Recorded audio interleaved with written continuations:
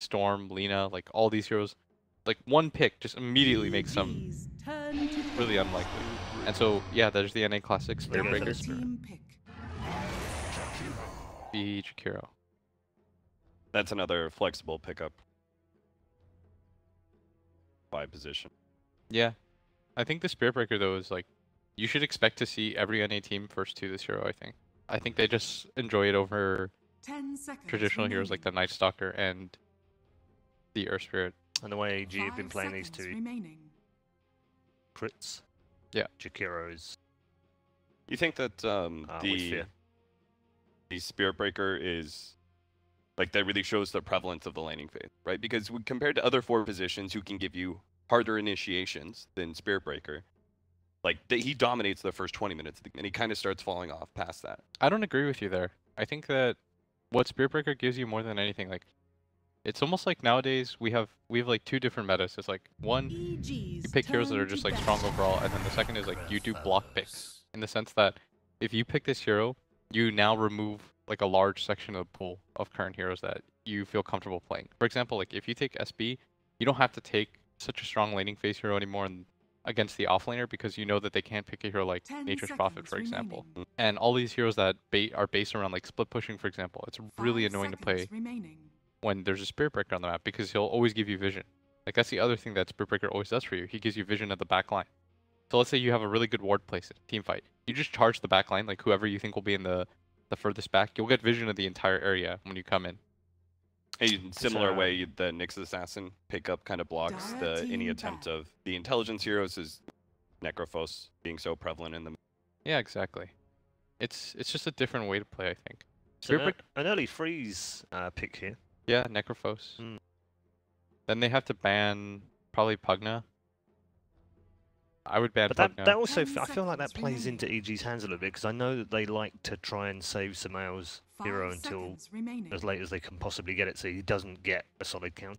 Well, they can still switch the Necrophos out of the mid lane, but Necrophos is probably one of the better mids to deal with Spirit Breaker, so it's a nice piece to put forward, right? The only other ones would be like maybe Death Prophet, Clop's not terrible versus Spirit Breaker, right? But there are a lot of mids who have a problem with that 4 position. It's like such a big problem in the first 5 minutes of the game. So the likelihood is he gets banned second phase. If he doesn't get taken out. Okay, so I was about to suggest Puck, and you move Necro to safe lane, because Puck is probably the best hero dealing with Spirit Breaker. Yeah, you should do that. That's the correct play. You want to get rid of all the heroes that are really annoying to play against for SB. Maybe they even take something like NP themselves. 10 seconds remaining. But you think that's why they banned the Death Prophet in the one? It's like the biggest problem. It's just what China does in general too. They really like DP as a hero. I was surprised they didn't ban Pugna, but if they don't ban Pugna, then it means they're confident EG won't pick it on the fact that they have a Nyx Assassin. EG's turn to so they're not afraid of EG Pugna because they think that the Nyx essentially blocks it. Yeah. So now for EG, you need to try to find out.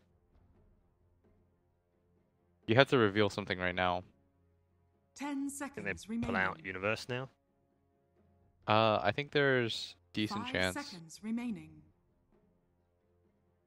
I feel like you need another form of initiation. You think they're just giving the Pugna then? I would take like Wyvern or Shaker or NP or something. Oh, there's still Wisp. Of course, yeah. That's why we thought that VG.J would first 2-ban it. Now they've got with Spirit Breaker. Yeah, and they've missed that because they've assumed the Spirit Breaker and Jakiro. Exactly, and that's why Jakiro as that second pick is really safe because now you can just move to the offlane. Precisely. You can just say, okay, they didn't ban our Wisp. Like this is our Wisp. Like, crit Wisp. Come on. Yeah. It's really dangerous to have any of those tankier offlaners with a Wisp lineup. Be like Legion Commander Wisp, for example. Now that's not where the Wisp is going to be living necessarily, but it can definitely make that, that solo Jakiro, all of a sudden a Spirit Breaker charges in and a Wisp tethers in as well. All of a sudden you're facing up against an aggro tri-lane that shut the Necrophos down. There are a lot of possibilities for EG to put VG.J on the defense. So when you're on second pick here, you pretty much have to reveal 2 out of your 3 cores. 5 seconds remaining. So they have to pick Sumail or Arteezy's hero right now. And I think you probably take Arteezy's hero. Unless you feel they like have you can last do an pick AM. as well, so that tends to be the way that they will pick Sumail's hero, is they try and leave it till last, especially when they've got the last. Or they can just do... I'm not sure. Because there are a lot of one-position heroes right now that could auto-win for EG, and they might just want to wait. Like, if they take a really greedy one that they don't see coming, like this AM. Dire team Yeah, the natural pressure that comes out from the Jakiro off lane, if they actually waited on their safe lane, fielded everything, that they would just have the guaranteed 1v1 matchup and they could win potentially. Yeah, but they take Lone Druid. 10 seconds remaining. This is their high ground hero. It's nowadays in Dota, 5 like, you always need a high ground remaining. hero. It's the only way to win. It's the only way to play anymore. And it's Will, you still told me open that the up. only way to win was to have a brood player. That's true too. You need all these like stupid OP heroes that are like really annoying to play against. Do you think Lone Druid's good versus Necro? It should be, right? In theory, like a Pop range Shroud and then you DPSer and draw him away. It's not really though, because like if you want a diffusal, you kind of have to get close. It's all right though. There's the a bear lot can of use diffusal. yeah. There's a lot of different ways that you can play LD nowadays. Like in the past, it was always the regular bear, and then once the patch hit, it changed to using the range form, and then I think it's kind of swung back around towards using the bear again. He's got a HP talent. But I was watching a lot of Lone play recently. It seemed like most of them just preferred going into melee form and picking up a bunch. So VG. Trying to think of one position right now that would be any good. I mean, you need a really good gap closer to deal Yeah. with Lone Druid. Probably take like Shaker or something. I think you need another form of initiation or stun or team fight. Shaker. So they do take Shaker. It's like in Dota nowadays, it's not enough to just have this one hero that runs in and starts the fight for you. Oh, it's so garbage. When teams do that, it's the only thing that like really makes me sad. It was like we watched Navi play the other day and they had Spirit Breaker like charging a puck. 10 seconds And you know it remaining. was the secret game, and you know this Yeah. isn't gonna work. But he has to do it because he has no 5 other form of seconds initiation. remaining. It's like Spirit Breaker runs in, congrats, like you're not gonna kill anybody. And out of all the 4 positions, Nyx Assassin is the most unreliable. Yeah. To So jump for you can't just have one stun.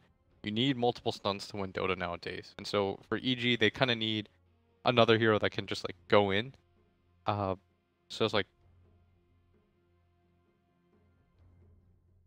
DK, it's not bad for them.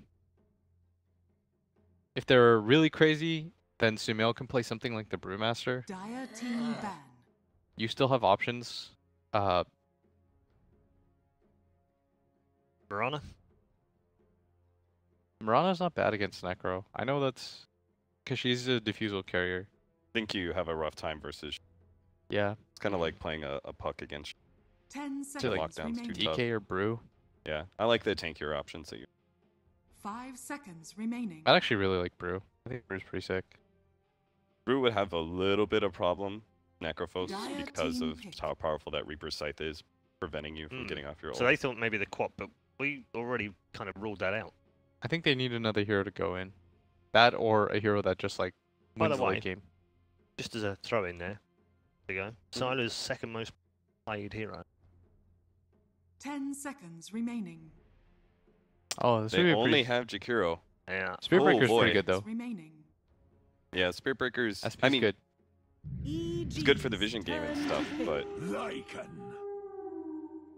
Okay, so they take Lycan.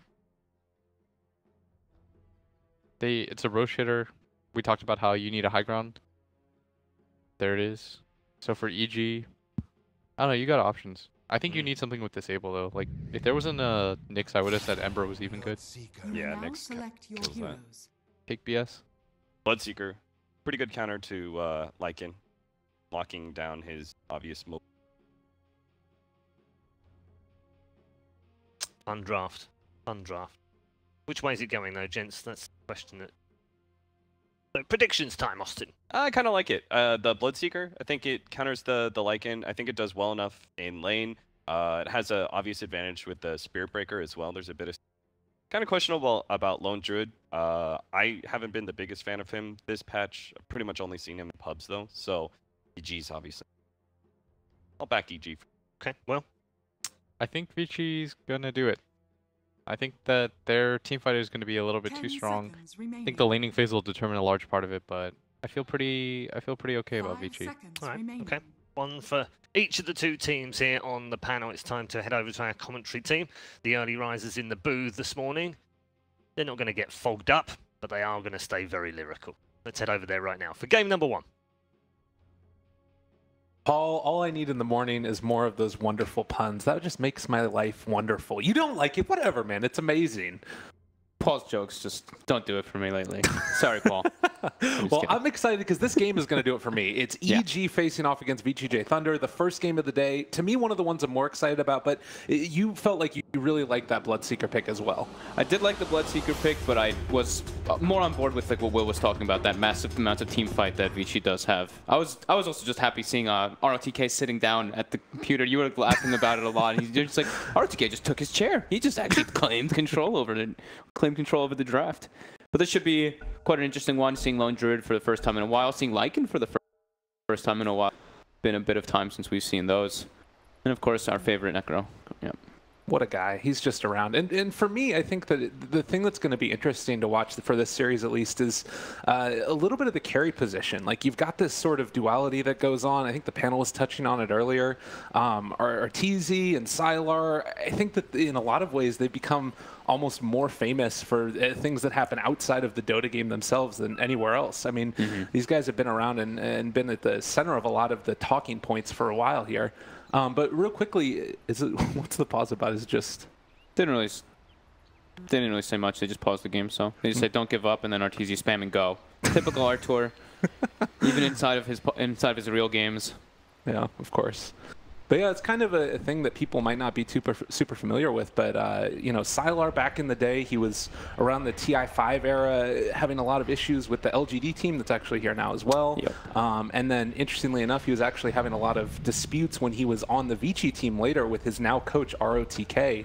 And, you know, he's always maintained that really consistent high level of play. But that's, to me, the thing that stands out is the players being very, you know, open and verbose with their talking points. But Fear moving out early, TP's out to lane. Looks like he's going to try and get that award pretty far there. The Arteezy versus Sylar matchup is fun, though. Just really joyous, because Arteezy looked at more of this clowny kind of, you know, very boisterous guy who just, I mean, he's just himself, and everybody loves him. And Sylar, yeah, like you said, most people don't really know that kind of story about him.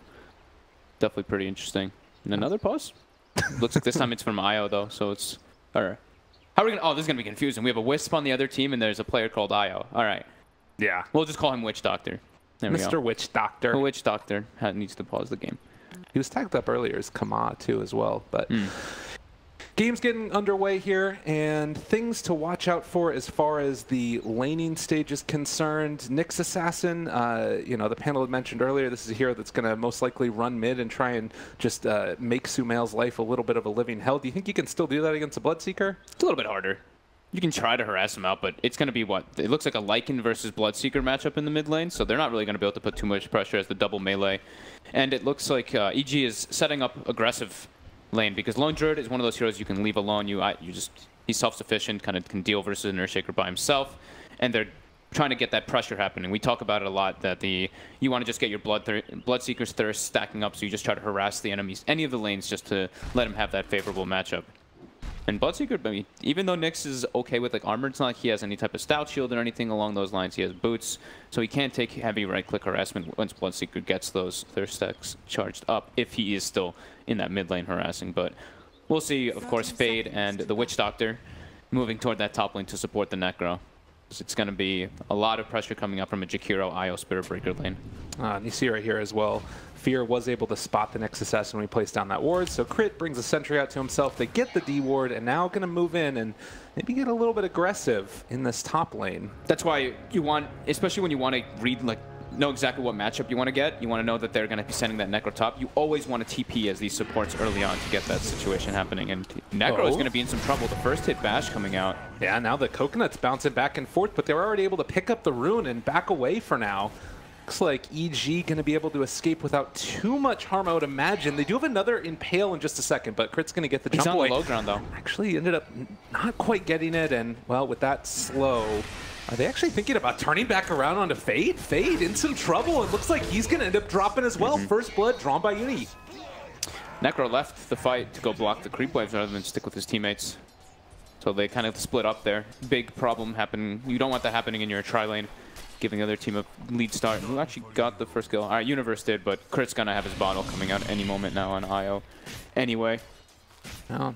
And then mid lane as well. This is going to mean a straight up, at least for the moment, 1v1, but AO moves into there as well and is going to try and keep Sumail back for the moment. Although that will mean they're also sharing a little bit of experience. Seems okay for EG right now. Really good start in the lanes. Getting all the matchups they want. They're going to be able to really pressure this Necro, and that's kind of the win condition that you look at for VG.Thunder. Is sure, they have this Lycan who can hit buildings for them, but they picked a full counter to that Lycan with the Bloodseeker. It's really a lot to make sure that the Necro has to be online for them to actually be online in that mid game, and EG is not letting him get anything up there. Yeah, this is a frustrating one to say the very least. And, you know, you pay a price of having Sumail get dual laned, and right now he's still top of the CS. Like, he doesn't care at all. I mean, he's pushing Sylar out right now. Yeah, this is real bad.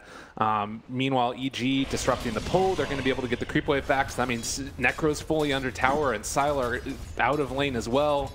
I mean, they're pretty much winning 3 lanes at the moment. I hear that's not good to win Dota. Yeah, that's pretty devastating. Crit didn't even have to expend any bottle charges. He just got it. He's going to be camping the rune. And he gets illusions. So if he wants to just heal somebody up with that at the start, he'll probably tell Sumail to be aggressive, but Nick's rotating over. He's just going to grab the illusion rune. Well, Impale is there. And, well, he's just going to back out again. So, again, a great early start. It looks like Sylar was able to get some decent amount of the CS, but up top as well. Now they're going onto the Necro and drop down fairly low, but I don't think that they're going to be able to make anything else happen. But they've got him low. Those thirst stacks. You see Sumail's, well, Mr. S has 350 movement speed without boots and plenty of damage. And he's going for a kill build. He even gets the blood right skill. We've seen a lot of people just going 2-0-2 on Bloodseeker, but wanting to have that point to not only push out the wave, but he has an IO, so he wants to be able to use that mana so he can abuse the tether a bit. Absolutely. We haven't looked much at this bottom lane, of course. It's of course a Lone Druid favored matchup, but Shaker in the first few levels, until that Lone Druid hits 5, can get some farm. But as soon as Lone Druid hits 5, you have to pretty much get help from the lane or sit really far back and get minimal CS. Well, mid lane, the charge is coming through onto Sylar, and looks like they're going to cancel it now. They could even think about, like you said, going down there for Yang, or they might just kill him if they happen to get up close enough. That is a scary-ass lane for an Earthshaker. Yeah, it's already getting to the point where he's just going to be zoned down in mid. The charge comes out, and with the blood right, there should be more than enough to chase him down. Easy kill there as well. Fade not able to make anything happen to turn that back around. So EG continuing to assert some dominance. A 2,000 gold lead at just around 3.5 minutes. It doesn't really look like it's going to slow down any from this either. No, I mean, they have to try to alleviate the pressure somehow. They're going to have to switch up the lanes because it's just too much of a blunder. Sylar actually might just do a jungle, it looks like here. Oh, top lane as well. They're bringing down the Necro very low, and the charge is canceled there as the Witch Doctor was underneath the tower as well. But, I mean, like you said, that means Bloodseeker all the more damage. He's got 3 points in Thirst right now. He can kind of do whatever he wants. Sylar actually just waits for double bounty rune. So, yeah, he doesn't even want to really be going into the lane much. He'll be able to take a DD rune from Crit, and he's going to walk him down, give him some right clicks. Someone actually probably has to get to tether range. Oh, he has illusions. Nice. He's hugging himself. Well, 25 and 13 is the Bloodseeker. That means that Yang has decided to come mid, and, well, no points in Fissure, actually, on the Earthshaker. Not often that you see that. Oh, wow, 0-2-2, huh? Not even the 1 point. Usually it's pretty value to get the after top lane. Easy kill again. Uni and Fear getting together to find that kill onto the Witch Doctor. These are two of the strongest early game laners because of how just tanky and durable they are. 880 HP on Spirit Breaker, 5 armor, same kind of thing for Jakiro. 880 HP and 5 armor as well. So. You just, I mean, it's just the simple CS across the board. It's just so heavily in the favor of VG. Like we said, they had to abandon the bottom lane. They can't lane anybody versus the Lone Druid at the moment because, yeah, just how strong it is mid. Oh, and the silence comes through. He's not going to be able to use it. Maybe now with the enchant totem, but still slowed down by the tether. And Sumail not deciding to dive for it, but it honestly doesn't matter. He's almost level 6 too. This is going to start to get pretty ugly, particularly once he ganks. Top lane now, maybe. They can actually get Universe, it looks like. He's going to go down. Kill. That's something. You know, we talked about VG.Thunder's lineup. If in the mid game, once they have their levels and their team fight, they can actually be quite strong. But if they just get absolutely dominated in the laning phase, they're not going to be able to get to do that.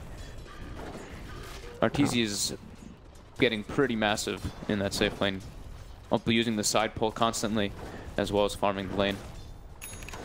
Now Yang moves back toward bottom, but this is a level 4 Earthshaker versus a nearly level 7 Lone Druid, who's just going to push him out of lane every time he shows. This could be good mid lane, though. The smoke coming in from AO and Fade. If they can somehow manage to find a kill here onto Sumail, it's obviously a huge amount of gold coming back their direction, and he is pretty far forward here. Do they even have the damage? I guess with Maledict, but it's only level 1 Maledict. Oh, this is pretty tough to actually make this work. They need the initiation to come from the coconuts, and they're going to walk forward now. They're underneath the ward. There's going to be a catch. The silence is there as well, though, and the turnaround, Io shows up. Mr. S not going down. The charge is coming through from Fear as well, and it's all gone wrong for VGJ again. Oh, Giannis. It's very hard. That's the problem with playing versus a Wisp team. Like, you go for these type of ganks and your damage is already minimal. Io just TPs in and counteracts everything that you're doing there. This is already looking pretty disastrous. Siler's just straight up jungling. Arteezy and Fear just kill Yang bottom, and now they're able to pressure the tower on top. Oh, they can't even get to the shrine, really. Didn't even necessarily want to use it, I'm sure. It's just, it's too much. Well, where do you go from here if you're VG.Thunder? Like, what's the sort of big play? Was it that smoke rotation? I mean, who do they really kill? That's the problem. Yeah. It's like they can't really abuse the bottom lane. The mid lane, the IO is just sitting there. What, do they want to just gank a Jakiro? I don't think that that's the case at all. I think they just need to send multiple, like 4 heroes in one situation and try to get catch-up through some dives. But EG's playing very conservative. They're not really looking to dive into towers. They kill people at the tower, and then they stop. You saw Sumail hesitating. He didn't even want to dive past it. And they have incredibly good wards. They're seeing everything that VG's doing. It's very problematic here right now. Mid lane, Yang gonna walk away, but well, he has level 5 in the fissure. It's not gonna be enough to keep him alive. Well, Impale, the turnaround. Is it gonna be enough damage? Most assuredly not. And bottom now, Siler getting bullied by Arteezy. Another root, and he's just dead. He's actually just gonna get ran down. The rotation's coming in. The cast is good. That's pretty good. That's a decent turnaround. The Impale's there as well. They need a little bit more damage, but I think that this should still be Arteezy going down. A big kill. Diving. That's the one way that they die. It's the one way that VG gets back in this is if EG does go for this type of dive plays. And the cask, beautifully positioned. Definitely a mistake there by Artur. The plus side for EG is that you still have almost 70 CS at 8 minutes and Bloodseeker's 3-0 with the mid tower down. Yeah, and 32 denies on top. So even better for that experience advantage. And now Universe makes his way toward mid. They start blood raging him with that liquid fire. Start sieging the tower a bit. Bottom lane. VGJ again set up, but do they realize right now that the Bloodseeker's in the area? Sylar going to get caught. They have the silence out as well, but again, a lot of damage onto this Lone Druid. The coconuts were bouncing, the right clicks are there. It might be enough with the Malphite as well. Maledict, excuse me, but Io comes in and they're able to get the turnaround. So even when it was looking like it was a possibility of something good, nothing for free. 3 for, that's, yeah, this isn't good. This is really, really bad. Even though they have a Necro in their lineup, he is very susceptible to dying to what EG does have at the moment. And I mean, it's looking like an absolute blunder. This Bloodseeker has double the net worth of any of the heroes on VG.Thunder. Let's take a moment and think about the choices that were made. This game is looking mighty rough. And the other thing about this is Bloodseeker is such a hero that's able to scale incredibly hard. Like, especially with that level 10 talent, the 225 health. Yeah. I mean, they're never going to be able to kill him eventually. Trying to think the way that they kind of get back in this one, but they don't really have They don't have deep push to stop the tower push, the tower siege. It's a shaker, a fissure, and a cask. Like these aren't usually you want some kind of nukes. These aren't really what we're talking about in that instance. And like the Lycan's just so underleveled. Necro's only level. At least he's level 5 on the Necro. So maybe they just play around the Necro entirely to try to get back in this one with the shaker sitting behind. But they're all in. They're all in some trouble. You see bottom here. The replay coming out, RTZ, of course, with the Maledict. They easily kill the Lycan under the Bloodseeker Rupture, as it's like the hard counter. Crit with the clutch save coming out on RTZ, and then, yeah, just a full cleanup by EG. It's such a difficult situation to be in right now. And I don't really, like you said, see where you go as an answer. I mean, you talked about the Necro playing around him a lot. What does that look like? They have to sit behind him, pretty much, and if he's trying to get gone on, they have to try to help him, but I think they're just too under level. They need to try to find a ways just to catch up, see where EG's setting up, and just dodge for now. But they're at such a deficit that I don't even know if dodging is the way to go. He's like he's level 5. He's level 5 in comparison to level 9, almost level 10 Bloodseeker. That's, yeah. And I mean, you did talk about, you know, turnarounds that happen, especially with levels. You start to get a return kill and things will, you know, rapidly swing into your favor. But it is a 5,000 net worth lead at sub 10 minutes. I think they just have to four-man behind the Necro, or 3-man behind the Necro and have the Lycan farming elsewhere. And just try to get some setup ganks with Reaper Scythe. Or just behind him. It's one or the other. Is currently in the top lane. They do have 4 heroes moving down bottom. Oh, Scan catches them. Oh, and Arteezy not going to get found. He just throws out the Primal Roar, runs away. They get down a ward, but